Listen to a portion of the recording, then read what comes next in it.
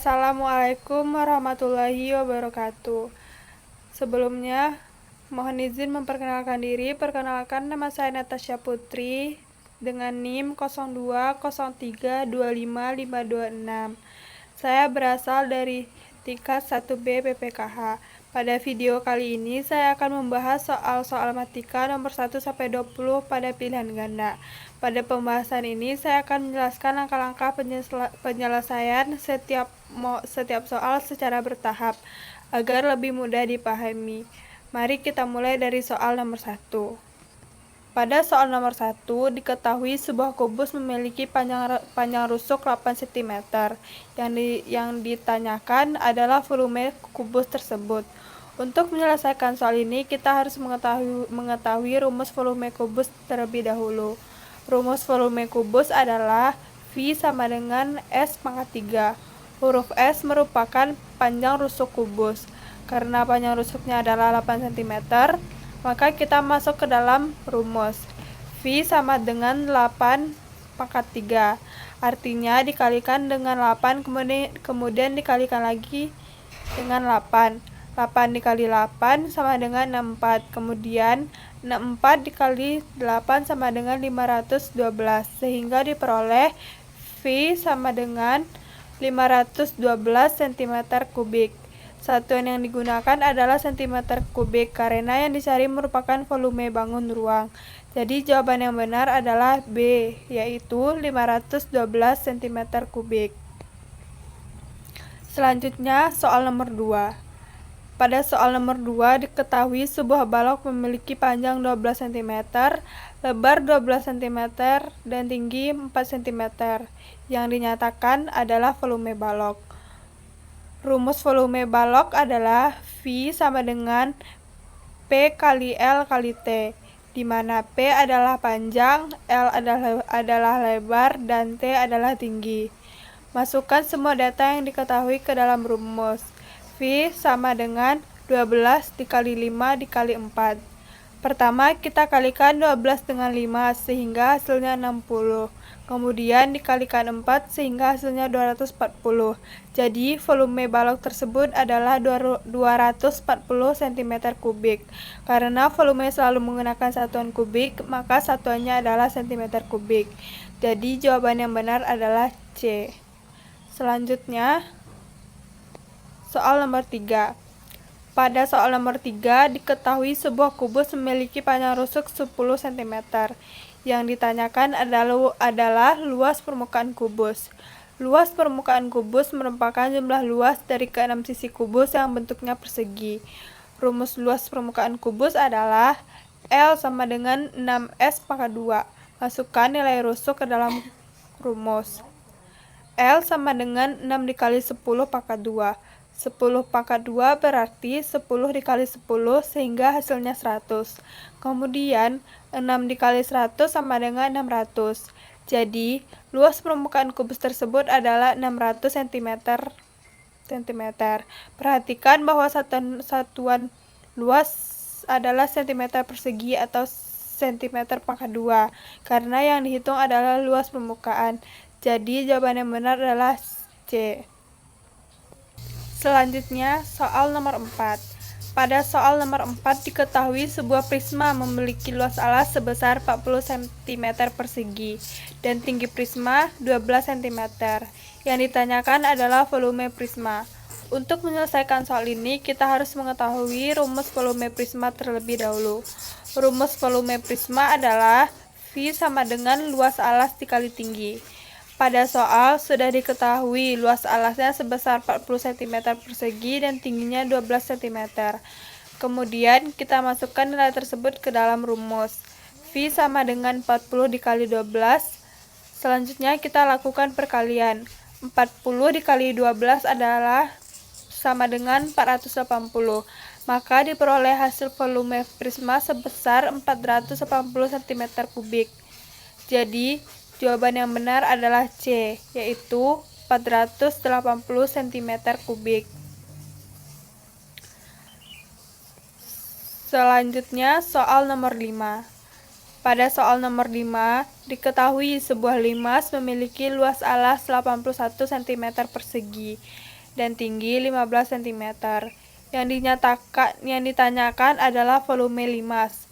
Untuk menghitung volume limas digunakan rumus V 1/3 dikali luas dikali tinggi. Kemudian kita masukkan data yang diketahui. V sama dengan 1/3 dikali 81 dikali 15. Langkah pertama, kalikan terlebih dahulu 81 dengan 15. 81 dikali 15 sama dengan 1215. Kemudian hasil tersebut dibagi 3. 1215 dibagi 3 sama dengan 405. Jadi, volume limas tersebut adalah 405 cm3. Perlu diingatkan bahwa volume limas selalu dikalikan sepertiga, karena bentuk limas hanya memiliki sepertiga volume dari prisma yang alas dan tingginya sama. Jadi, jawaban yang benar adalah A, yaitu 405 cm3. Selanjutnya, soal nomor 6. Pada soal nomor 6 diketahui sebuah tabung mempunyai jari-jari 7 cm dan tinggi 10 cm. Yang ditanyakan adalah volume tabung. Rumus volume tabung adalah V sama dengan Pi dikali R pangkat 2 dikali T. Karena jari-jari merupakan kelipatan 7, maka kita menggunakan nilai Pi sama dengan 22/7. Masukkan data ke dalam rumus. Volume sama dengan 22/7 dikali 7 pangkat 2 dikali 10. Hitung terlebih dahulu 7 pangkat 2. 7 pangkat 2 sama dengan 49, sehingga menjadi volume sama dengan 22/7 dikali 49 dikali 10. Karena 49 dibagi 7 hasilnya 7, maka volume sama dengan 22 dikali 7 dikali 10. 22 dikali 7 sama dengan 154, 154 dikali 10 sama dengan 1540. Jadi volume tabung adalah 1540 cm3. Jadi jawaban yang benar adalah A, yaitu 1540 cm3. Selanjutnya, soal nomor 7. Pada soal nomor 7 diketahui sebuah tabung memiliki jari-jari 7 meter dan tinggi 10 cm, dan yang ditanyakan adalah luas permukaan tabung. Rumus luas permukaan tabung adalah luas sama dengan 2 Pi R dalam kurung R ditambah T. Masukkan nilai yang diketahui. L luas sama dengan 2 dikali 22/7 dikali 7 dikali dalam kurung 7 ditambah 10. Hitung terlebih dahulu bagian dalam kurung. 7 ditambah 10 sama dengan 17, sehingga menjadi luas sama dengan 2 dikali 22/7 dikali 7 dikali 17. Angka 7 pada pembilang dan penyebut saling menghilangkan sehingga diperoleh luas sama dengan 44 dikali 17. Kemudian lakukan perkalian. 44 dikali 17 sama dengan 748. Jadi, luas permukaan tabung adalah 748 cm persegi. Karena yang dihitung adalah luas permukaan, maka satuannya menggunakan cm persegi. Jadi, jawaban yang benar adalah A, yaitu 748 cm persegi. Selanjutnya, soal nomor 8. Pada soal nomor 8 yang diketahui sebuah bola memiliki jari-jari 6 cm. Yang ditanyakan adalah luas permukaan bola. Rumus luas permukaan bola adalah luas sama dengan 4 Pi R pangkat 2. Masukkan nilai jari-jari ke dalam rumus. L sama dengan 4 dikali Pi dikali 6 pangkat 2. Hitung terlebih dahulu kuadrat dari 6. 6 pangkat 2 sama dengan 36, sehingga L sama dengan 4 dikali Pi dikali 36. Kemudian 4 dikali 36 sama dengan 144. Jadi hasil akhirnya adalah L sama dengan 144 Pi cm pangkat 2. Apabila menggunakan Pi maka 3,14. Apabila menggunakan Pi 3,14 maka hasilnya sekitar 452,16 cm persegi. Tetapi karena pilihan jawaban berbentuk Pi, maka jawabannya tetap 144 Pi cm pangkat 2. Jadi jawaban yang benar adalah A. Selanjutnya, soal nomor 9. Pada soal nomor 9 diketahui sebuah bola memiliki jari-jari 3 cm. Yang ditanyakan adalah volume bola. Rumus volume bola adalah V sama dengan 4/3 Pi R pangkat 3. Masukkan nilai jari-jari. Volume sama dengan 4/3 dikali Pi dikali 3 pangkat 3. Hitung terlebih dahulu nilai dari 3 pangkat 3. 3 pangkat 3 sama dengan 27, sehingga volume sama dengan 4/3 dikali 27 Pi. Karena 27 dibagi 3 hasilnya 9, maka volume sama dengan 4 dikali 9 Pi, volume sama dengan 36 Pi cm kubik. Jadi volume bola tersebut adalah 36 Pi cm kubik. Jadi jawaban yang benar adalah C. Nya soal nomor 10. Pada soal nomor 10 diketahui sebuah kerucut mempunyai jari-jari 7 cm dan tinggi 12 cm. Yang ditanyakan adalah volume kerucut. Rumus volume kerucut adalah volume sama dengan 1/3 dikali Pi dikali R pangkat 2 dikali T. Masukkan nilai yang diketahui. Volume sama dengan 1/3 dikali 22/7 dikali 7 pangkat 2 dikali 12. Hitung terlebih dahulu 7 pangkat 2. 7 pangkat 2 sama dengan 49. Sehingga menjadi volume sama dengan 1/3 dikali 22/7 dikali 49 dikali 12. Karena 49 dibagi 7 hasilnya 7. Maka volume sama dengan 1/3 dikali 22 dikali 7 dikali 12. 22 dikali 7 sama dengan 154. 154 dikali 12 sama dengan 1848. Kemudian dibagi 3, 1848 dibagi 3 sama dengan 616. Sehingga volume kerucut adalah 616 cm kubik, atau dapat ditulis 196 Pi cm jika tetap menggunakan bentuk Pi. Jadi jawaban yang benar adalah A. Selanjutnya soal nomor 11. Pada soal nomor 11 ditanyakan nilai dari sin 30 derajat. Untuk mengerjakan soal ini, kita harus mengetahui bahwa sudut 30 derajat termasuk sudut istimewa dalam trigonometri. Nilai sudut istimewa sudah ditentukan sehingga tidak perlu dihitung menggunakan kalkulator. Pada tabel sudut istimewa diketahui bahwa sin 30 derajat sama dengan 1/2, cos 30 derajat sama dengan 3/2, tan 30 derajat sama dengan 3/3. Karena yang ditanyakan adalah sin 30 derajat, maka kita langsung mengambil nilainya, yaitu sin 30 derajat sama dengan 1/2. Sinus sendiri merupakan perbandingan antara sisi depan terhadap sisi miring pada segitiga siku-siku. Jadi, nilai sin 30 derajat adalah 1/2. Jawaban yang benar adalah B. Selanjutnya, soal nomor 12. Pada soal nomor 12 ditanyakan nilai dari cos 60 derajat. Sama seperti soal sebelumnya, sudut 60 derajat juga merupakan sudut istimewa, sehingga nilainya sudah diketahui. Pada tabel sudut istimewa diperoleh sin 60 derajat sama dengan 3/2, cos 60 derajat sama dengan 1/2, dan tan 60 derajat sama dengan 3. Kosinus adalah perbandingan antara sisi samping dengan sisi miring pada segitiga siku-siku. Karena yang ditanyakan adalah cos 60 derajat, maka cos 60 derajat sama dengan 1/2. Jadi jawaban yang benar adalah A, yaitu 1/2. Selanjutnya soal nomor 13. Pada soal nomor 13 diminta mengubah 180 derajat ke dalam satuan radian. Untuk mengubah derajat menjadi radian digunakan rumus radian sama dengan derajat dikali Pi per 180. Kemudian masukkan nilai yang diketahui.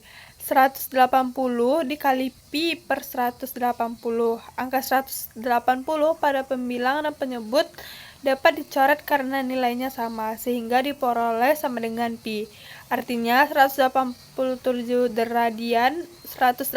derajat sama dengan Pi radian. Konversi ini merupakan konversi dasar yang sering digunakan dalam trigonometri. Jadi jawaban yang benar adalah B, yaitu Pi radian.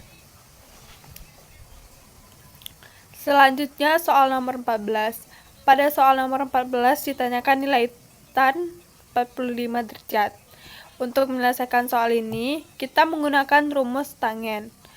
Tan 0 sama dengan sin 0 per cos 0. Pada sudut istimewa diketahui bahwa sin 45 derajat sama dengan 2/2, cos 45 derajat sama dengan 2/2. Kemudian kedua nilai tersebut dimasukkan ke dalam rumus. Tan 45 derajat sama dengan 2/2 dibagi 2/2. Maka pembilang dan penyebutnya sama, hasilnya adalah 1. Dan nilai tan 45 derajat adalah 1. Hal ini juga dapat diingat dari tabel sudut istimewa bahwa tan 45 derajat selalu bernilai 1.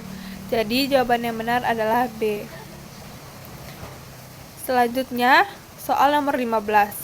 Pada soal nomor 15 diketahui panjang sisi depan sama dengan 6 dan sisi miring sama dengan 10.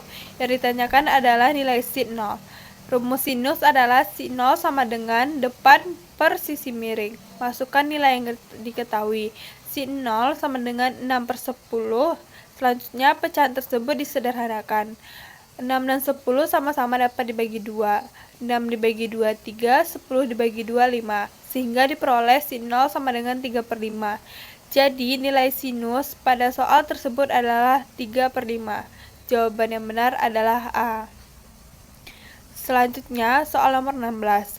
Pada soal nomor 16 ditanyakan tentang pengertian proposisi dalam logika matematika. Proposisi adalah kalimat pertanyaan yang memiliki satu nilai kebenaran, yaitu hanya dapat bernilai benar atau salah, tetapi tidak bisa keduanya sekaligus. Contohnya, 2 ditambah 3 sama dengan 5 merupakan proposisi karena bernilai benar. 5 adalah bilang genap juga merupakan proposisi karena bernilai salah. Karena pada soal ditanyakan istilah atau kalimat yang memiliki nilai benar atau salah, maka jawabannya adalah proposisi. Jawaban yang benar adalah C. Selanjutnya, soal nomor 17. Pada soal nomor 17, diminta menentukan simbol logika dari kalimat P dan Q. Dalam logika matematika, kata dan disebut konjungsi. Lambang konjungsi adalah A. Sehingga kalimat P dan Q ditulis menjadi P, A, Q. Artinya kedua pertanyaan harus benar agar hasilnya benar. Jadi jawaban yang benar adalah B. Selanjutnya, soal nomor 18. Pada soal nomor 18 diberikan premis. Jika hujan, maka jalan basah. Hari ini hujan. Kemudian diminta menentukan kesimpulannya. Karena pada premis pertama dijelaskan bahwa jika hujan, maka jalan menjadi basah. Dan pada premis kedua dinyatakan hari ini hujan, maka akibat yang terjadi adalah jalan menjadi basah. Kesimpulan tersebut diperoleh secara langsung dari hubungan sebab dan akibat pada kedua premis. Jadi, jawaban yang benar adalah B, yaitu jalan basah. Selanjutnya, soal nomor 19. Pada soal nomor 19 ditanyakan aturan inferensi yang digunakan pada soal sebelumnya. Bentuk logikanya adalah jika P maka Q, P benar maka Q benar. Pola penarikan kesimpulan seperti ini disebut modus ponens. Modus ponens merupakan aturan inferensi yang paling dasar dalam logika matematika karena kesimpulan diperoleh langsung dari premis yang telah diketahui benar. Jadi jawaban yang benar adalah C, yaitu modus ponens. Selanjutnya soal terakhir yaitu soal nomor 20. Pada soal nomor 20 diketahui dua premis, yaitu Ani minum teh atau kopi, Ani tidak minum teh. Karena hanya ada dua pilihan minuman, yaitu teh atau kopi, dan diketahui Ani tidak minum teh, maka secara logis dapat disimpulkan bahwa Ani minum kopi. Penarikan kesimpulan ini menggunakan prinsip silogisme subjungtif, yaitu jika salah satu pilihan tidak benar, maka pilihan yang lain adalah benar. Dengan demikian, kesimpulannya yang tepat adalah Ani minum kopi. Jadi, jawaban yang benar adalah C. Demikian pembahasan soal matematika nomor 1 sampai 20 pilihan ganda. Dari pembahasan ini kita telah mempelajari materi bangun ruang, trigonometri, dan logika matematika. Semoga langkah-langkah penyelesaian yang telah saya jelaskan dapat membantu memahami cara mengerjakan setiap soal, bukan hanya menghafal jawabannya. Terima kasih telah menyimak video ini sampai selesai. Semoga bermanfaat. Wassalamualaikum warahmatullahi wabarakatuh.